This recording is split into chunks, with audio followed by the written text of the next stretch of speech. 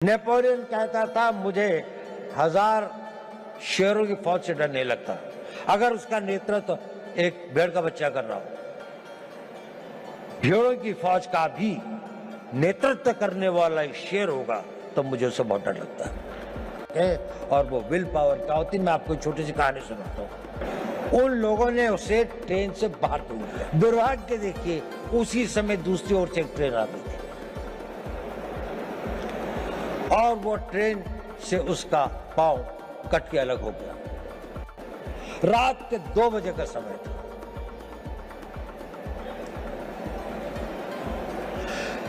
उस पटरी के ऊपर कई बड़े बड़े चूहे थे, ये वो उसके मांस को खाने लगे। आप जब निर्णय लें तो आज के लिए नहीं, अपने आने वाले उस भविष्य के लिए निर्णय लें। अगर कोई काम करना है तो वो अभी करना है, आज ही करना है। मैं इसको आधे घंटे के लिए नहीं पोस्टपोन करूंगा। कष्ट आएगा, रुकावटें आएंगी, तकलीफें आएंगी, ठहरना होगा तो ठहरेंगे, लेकिन ना अपनी मंजिल छोड़ेंगे, ना अपना रास्ता बदलेंगे। मैं अभिनंदन करता हूं, मैं आभारी हूं माननीय मंत्री जी का, जिन्होंने मुझे यहां आने का ये अवसर दिया। थोड़ा असमंजस था मुझे, मैंने कहा भी कि मेरा क्षेत्र, मेरा अनुभव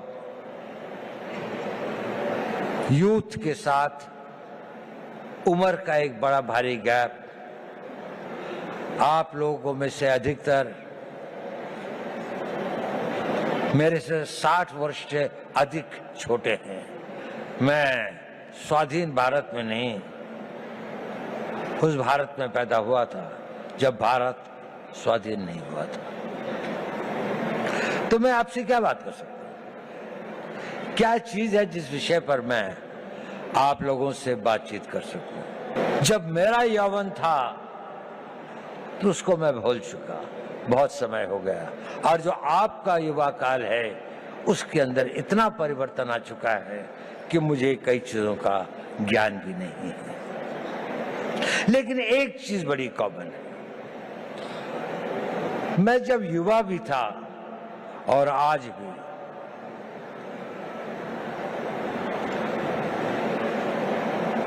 एक चीज का मैंने देखा, वो हमेशा आपके साथ चलती है।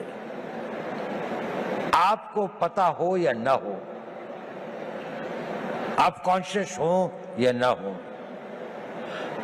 चीज बहुत छोटी है लेकिन वो आपके जीवन की लोकाई को डिटरमिन करती है, उसकी गति और उसका क्या अंत में वो कहां पहुंचेगी इसका निर्णय करती है। वो होती है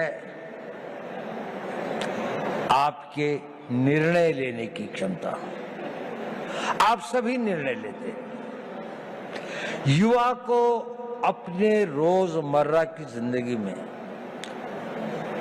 छोटे निर्णय और बड़े निर्णय करने पड़ते हैं, और जैसे जैसे आप बढ़ते जाएंगे, छोटी सी बात से और बड़े बड़े निर्णय आप लोगों को ही लेने पड़ेंगे। भारत तो विकसित होगा ही। भारत जिस गति और जिस रफ्तार पर प्रधानमंत्री मोदी जी इसको ले आए हैं, ये एक ऑटो मोड में भी चलेगा और विकसित हो जाएगा। लेकिन प्रश्न यह है कि इस विकसित भारत का नेतृत्व कौन करेगा, वो कितने सक्षम होंगे। और नेता की सबसे बड़ी शक्ति जो होती है, सबसे बड़ा हुनर, सबसे बड़ी योग्यता वो होती है कि वो सही निर्णय लेता है, समय पर निर्णय लेता है और अपनी पूरी आस्था और उसके साथ उन निर्णयों पर कार्यान्वित करता है। तो अगर आपको भारत के विकसित भारत का नेता बनना है, किसी भी क्षेत्र में हो, साइंस में हो, टेक्नोलॉजी में हो, सिक्योरिटी के क्षेत्र में हो, आपको निर्णय लेने पड़ेंगे। और यह निर्णय लेने की क्षमता आपको अभी से विकसित करनी पड़ेगी। आप लोगों ने बहुत कुछ पढ़ा है, आप भारत के जागृत युवक हैं। निर्णय कैसे लें, बहुत सारे मोटिवेशनल स्पीकर्स बताते हैं।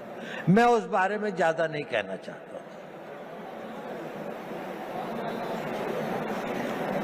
मैं छोटी सी बात कहना चाहता हूं, आप जब निर्णय लें तो आज के लिए नहीं, अपने आने वाले उस भविष्य के लिए निर्णय लें। दूरदर्शी भाव से निर्णय लें। आज का निर्णय तो लगता है कि ठंड बहुत है, रजाई में बैठे रहें, लेकिन अगर आपको कंट्री को रिप्रेजेंट करना है तो आपको लगता है नहीं, मुझे 4 बजे दौड़ने के लिए जाना ही चाहिए, मुझे अपनी फिजिकल फिटनेस रखनी चाहिए। अभी 1 जनवरी को कई लोगों ने बहुत सारे निर्णय लिए होंगे। कल से पक्का सोशल मीडिया नहीं देखूंगा, टाइम खराब नहीं करूंगा, जिम में रोज जाऊंगा, खूब दिल लगा के पढ़ाई करूंगा। कुछ करते हैं, कुछ नहीं करते। सही निर्णय लेना बहुत जरूरी है, बहुत आवश्यक है। अपने निर्णयों को दूरअंदेशी से करें। हर निर्णय को लेने के साथ ये सोचें कि इस निर्णय के बाद मेरा अगला निर्णय क्या होगा, अगला कदम क्या होगा। एक कदम उठाने से पहले अगले 2 कदम की सोचें। जीवन के अंदर में ड्रीम्स से जीवन नहीं बनते, पर ड्रीम्स उनको एक दिशा देते हैं, आवश्यक है। उन ड्रीम्स को डिसीजंस में बदलना पड़ता है और उन डिसीजंस को लाइफ की रियलिटीज में बनना पड़ता है। कुछ लोग जो इसे कर पाते हैं वो सक्सेसफुल हो जाते हैं, उन्हें सफलता प्राप्त होती है। बाकी लोग ड्रीम्स के से और डिसीजन तक के कुछ वाक हो जाते हैं, कुछ डिसीजन से इम्प्लीमेंटेशन तक में भटक जाते हैं, तो गंतव्य तक नहीं पहुंचते। आप सब लोगों में असीम संभावनाएं हैं। आप में यौवन की ऊर्जा है, आप में बड़े बड़े सपने हैं, आप में वो शक्ति है, आप में वो प्रवाह है जो ये कहता है कि मैं समुद्र को पी जाऊंगा, मैं दुनिया को बदल डालूंगा। उस तरह की शक्तियों को लेकर आप आए हैं और आप बहुत भाग्यवान हैं कि आप उस भारत में पैदा हुए हैं, एक स्वतंत्र भारत में। ये स्वतंत्र भारत हमेशा ऐसा नहीं था जितना स्वतंत्र आपको दिखाई देता है। सदियों तक हमारे पूर्वजों ने इसके लिए बहुत कुर्बानियां सही, बहुत अपमान सहे, बहुत असहायता के दौर से गुजरे। कई लोगों को फांसी चढ़नी पड़ी, भगत सिंह को फांसी के फंदे को स्वीकार करना पड़ा, सुभाष बोस को जीवन भर संघर्ष करना पड़ा, महात्मा गांधी को सत्याग्रह करना पड़ा और अनगिनत लोगों को अपनी जानें देनी पड़ी। ये संघर्ष चलता रहा। हमारे गांव जले, हमारी सिविलाइजेशन को समाप्त किया गया, हमारे मंदिरों को लूटा गया और हम एक मूक दर्शक की तरह असहाय होकर इसको देखते रहे। ये इतिहास हमें एक चुनौती देता है कि ये उस भारत का आज हर युवक के अंदर वो आग होनी चाहिए कि मैं, प्रतिशोध शब्द अच्छा तो नहीं है, लेकिन प्रतिशोध भी अपने में एक बड़ी भारी शक्ति होती है। हमें अपने इतिहास का प्रतिशोध लेना है। हमने इस देश को फिर वहां पहुंचाना है जहां पर हम अपने हक, अपने विचार और अपने आस्थाओं के आधार पर एक महान भारत का निर्माण कर सके। हमारी एक बड़ी विकसित सभ्यता थी, हमने किसी के मंदिर नहीं तोड़े, हमने कहीं जाकर लूटा नहीं, हमने किसी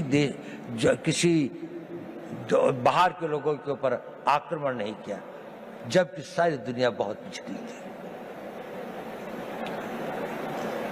परंतु क्योंकि हम अपनी सुरक्षा और हम अपने आप को समझ नहीं पाए कि हम को क्या खतरे हैं, हम उनके प्रति उदासीन रहे, तो हमें इतिहास ने एक सबक सिखाया।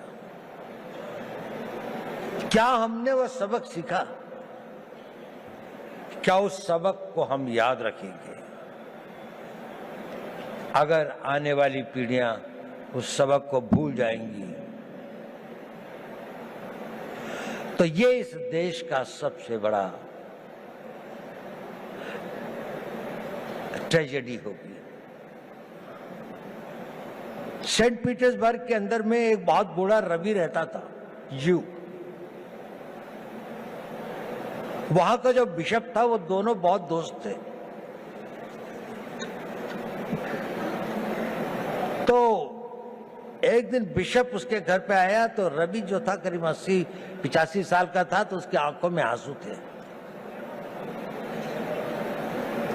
उसने कहा, रवि क्या बात है, आज तुम उदास लग रहे हो? नहीं, उसने कहा सोच रहा था। उसने कहा क्या सोच रहे थे? उसने कहा मैं ये सोच रहा था कि जूस का क्या होगा। उसने कहा देखो पिछले 2000 सालों से तुम संघर्ष कर रहे हो, 2000 सालों से यात्राएं सह रहे हो, 2000 सालों से तुम्हारे ऊपर इतनी अधिक वो हुई, प्रोग्राम थे दुनिया में, क्या तुम्हें इस बात का रोना आ रहा है? उसने कहा नहीं, मुझे इस बात का रोना नहीं आ रहा। मेरे विचार में एक ख्याल आया कि इन हजारों सालों तक संघर्ष की जिस परंपरा से, जिस आग को जिंदा रखा है, कहीं आने वाली पीढ़ियां इसको भूल तो नहीं जाएंगी, और भूल तो नहीं जाएंगी कि हमें अपने आप को फिर से शक्तिशाली बनाना है, अपनी रक्षा करनी है। ये भाव था, ये बड़ा पावरफुल सेंटिमेंट है, और हमें अपने उस सेंटिमेंट से ही प्रेरित होना चाहिए। कई सारी ऐसी बातें होती हैं हमारे ऊपर, कई सारे इस तरह के आघात होते हैं जिससे हमें लगता है कि अगर हमारे साथ में अन्याय हुआ है, अगर हमारे साथ दुर्व्यवहार हुआ है, हमारे गांव जलाए गए, हमारी मातृशक्ति का अपमानित किया गया, तो इसका हम भी अपने आप को इतना मजबूत करेंगे, हर रूप से, आर्थिक रूप से, रक्षात्मक रूप से, टेक्नोलॉजी के रूप से, हर क्षेत्र में हमें आगे बढ़ना है। तो मैंने ये बताया कि आवश्यक है कि आप जीवन में सही निर्णय लें और निर्णय लेने की शक्ति बढ़ाएं।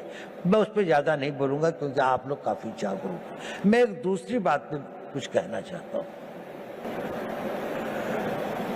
प्रश्न इस बात का ये जरूरी है कि आप सही निर्णय लें, लेकिन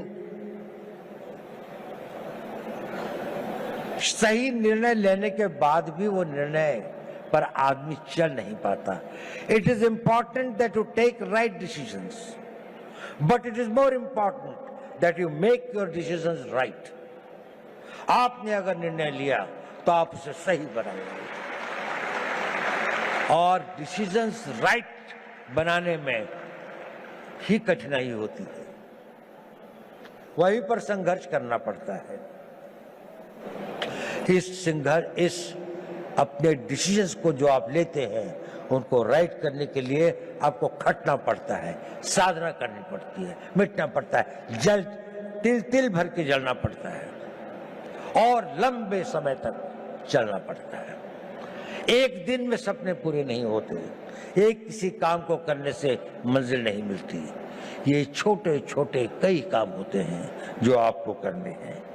देखिए, मोटिवेशन टेम्पररी होता है, जरूरी है, लेकिन मोटिवेशन कुछ क्षण, कुछ घंटे, कुछ दिन आपके साथ रहता है। आपका डिसिप्लिन इंड्योरिंग होता है, वो आपके साथ रहता है। उस मोटिवेशन को परिवर्तित करना पड़ता है, अपनी लाइफस्टाइल में परिवर्तित करके उसको डिसिप्लिन में लाने में। जब आपके जीवन का वो भाग हो जाता है तो कुछ दिनों में वो आपका आदत हो जाती है और फिर वो परमानेंट हो जाता है। आप सोचते हैं कि मुझे सवेरे 3:30 बजे या 4 बजे उठना चाहिए। पहली बार शायद आप किसी बात से मोटिवेट हुए होंगे कि किसी ने कहा होगा कि आप अगर सवेरे उठते हैं, आप अगर अपना फिजिकल फिटनेस ठीक रखते हैं, आप योगा करते हैं, समय लगता है उसके लिए। आप 9 बजे उठ के नहीं कर सकते। आप अपनी पढ़ाई कर सकते हैं, तो 3 दिन तो आपने किया, चौथे दिन आप भूल गए। लेकिन अगर आप में डिसिप्लिन आ जाता है तो फिर ये हो जाए, और अगर वो आपका नेचर बन जाता है तो फिर जीवन भर आप ये करते रहते। तो अपना मोटिवेशंस को अपने डिसिप्लिन में परिवर्तित करें, ये एक इंपॉर्टेंट टिप है। ये भी बहुत जरूरी है कि जब आप निर्णय लें तो इसमें जो काम करना होता है उसको पोस्टपोन करने की आदत मत डालें। अगर कोई काम करना है तो वो अभी करना है, आज ही करना है। मैं इसको आधे घंटे के लिए नहीं पोस्टपोन करूंगा। अगर आपने उसको पोस्टपोन किया तो ये भी हैबिट फॉर्मिंग होता है, यह आपकी आदत बन जाएगी और आप जीवन में अच्छे कामों को करने की इच्छा तो होगी, लेकिन आप उसे पोस्टपोन करते जाएंगे। पोस्टपोन मत करिए। दूसरी बात, कभी कभी किसी कारणों से व्यवधान हो भी जाए तो don't quit. Tenacity is a very important power. आपकी लगन, उस लगन के साथ में लगे रहें, क्विट मत करें, सरेंडर मत करें। कष्ट आएगा, रुकावटें आएंगी, तकलीफें आएंगी, ठहरना होगा तो ठहरेंगे, लेकिन ना अपनी मंजिल छोड़ेंगे, ना अपना रास्ता बदलेंगे। आगे बढ़ेंगे तो पूरे जोश के साथ बढ़ेंगे। और एक बहुत बड़ी बात है कि अपने ऊपर विश्वास मत छोड़ें। स्वामी विवेकानंद जी ने कहा था, पुराना धर्म कहता है नास्तिक वो है जो ईश्वर पर विश्वास नहीं करता। नया धर्म कहता है नास्तिक वो है जो स्वयं पर विश्वास नहीं करता। यदि आपको ईश्वर पर विश्वास है तो अपने पर विश्वास करना सीखिए। आप इसको कर सकते हैं। ये शक्ति आप में अपने आप आ जाएगी अगर आप अपने आप को ये करेंगे। मैं आपसे ये सब क्यों कह रहा हूं? इसलिए कि आप भविष्य के नेता हैं। अगर आप भविष्य के नेता हैं तो आपको डिसीजन लेने पड़ेंगे। अगर आपको डिसीजन लेने पड़ेंगे तो आपको उन डिसीजंस को कामयाब बनाने के लिए पूरी आस्था, पूरी कमिटमेंट, पूरी मेहनत, पूरी लगन के साथ समर्पित होना पड़ेगा। लेकिन इसका एक और कारण भी है जो मैं ये बात आपसे कह रहा हूं। ये बात सही है कि नहीं मैं नहीं कह सकता, लेकिन ये मेरे 81 साल के जीवन का अनुभव है। और आप लोगों को गुमराह करने से बड़ा पाप मैं कोई नहीं कर सकता। मैं आपसे एक बात कहना चाहता हूं, ये मेरे अनुभव के आधार पर भी है और मेरा अनुभव मेरे अपने जीवन का नहीं और हजारों लोगों के साथ जो मेरे जीवन का अनुभव रहा उस पर भी। जब आप अपने आप को इस तरह से ढालते हैं, 5 साल का टाइम दीजिए, केवल 5 साल, कि मैं जो निर्णय करूंगा उस पर अटल रहूंगा। 5 साल अगर आपने यह काम किया, आप में एक अद्भुत एनर्जी पैदा होती है, वो होती है आपकी विल पावर।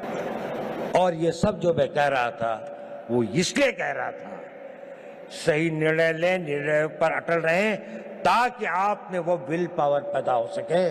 और वो विल पावर क्या होती है, मैं आपको छोटी सी कहानी सुनाता हूँ। 11 अप्रैल 2011 को हमारे कंट्री की एक नेशनल वॉलीबॉल प्लेयर थी, उनका नाम था अरुणिमा वर्मा। वो वॉलीबॉल के टूर्नामेंट से आई और अपनी परीक्षा देने के लिए दिल्ली से लखनऊ जा रही थी। बरेली के पास कुछ डकैतों ने उस पर हमला कर दिया और लोगों से सामान लूटने लगे। अधिकतर लोगों ने दे दिया। उसके गले में चेन थी, उन्होंने चेन खींचने की कोशिश करी, उसने रेजिस्ट किया, उसने नहीं दी चेन। उन लोगों ने उसे ट्रेन से बाहर कर दिया। वो बहुत बुरी तरह से लहूलुहान हो गई। दुर्भाग्य देखिए, उसी समय दूसरी ओर से एक ट्रेन आ रही थी और वो ट्रेन से उसका पांव कट के अलग हो गया। रात के 2 बजे का समय था।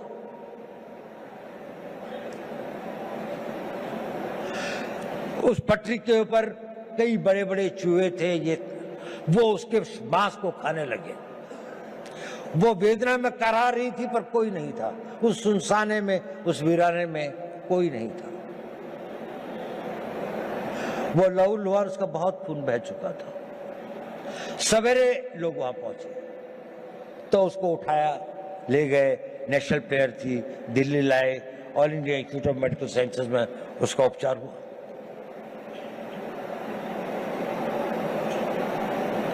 और उसकी पूरी टांग काट दी गई, एम्प्यूट करनी पड़ी।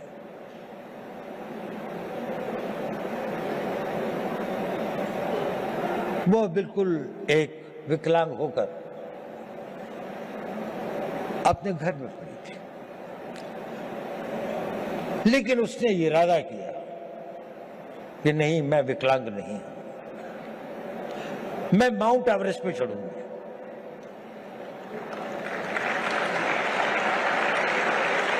डॉक्टर्स ने कहा कि इस तरह की टांग से तो कोई चढ़ ही नहीं सकता और इसको भी स्टेबलाइज होने में तो कई साल लग जाएंगे। उसने कहा नहीं, मैं तो आज ही से प्रैक्टिस करूंगी। 13 मई 2013 को उसने माउंट एवरेस्ट पर चढ़ी। पहली एक पांव न होने वाली महिला में, एक आर्टिफिशियल उसके साथ में, और वही नहीं, सबसे पहले चढ़ी टॉप पर। जो पूरा गैंग ग्रुप था उसके अंदर में वही बेस कैंप से सबसे पहले आती थी। क्या था उसके अंदर? Physical strength, opportunities, talent. इस सबसे ज्यादा उसके अंदर वो विल पावर थी। और वो विल पावर उसके साथ में एक दिन में नहीं आई। जब उसके जीवन को लोगों ने पढ़ा, समझा, उसने बचपन से ही अपने अंदर एक ऐसी शक्ति पैदा की थी कि जो उसकी स्ट्रॉन्ग विल पावर थी। मैं चाहता हूं कि आप लोग इस 5 साल के शेड्यूल को फॉलो करें।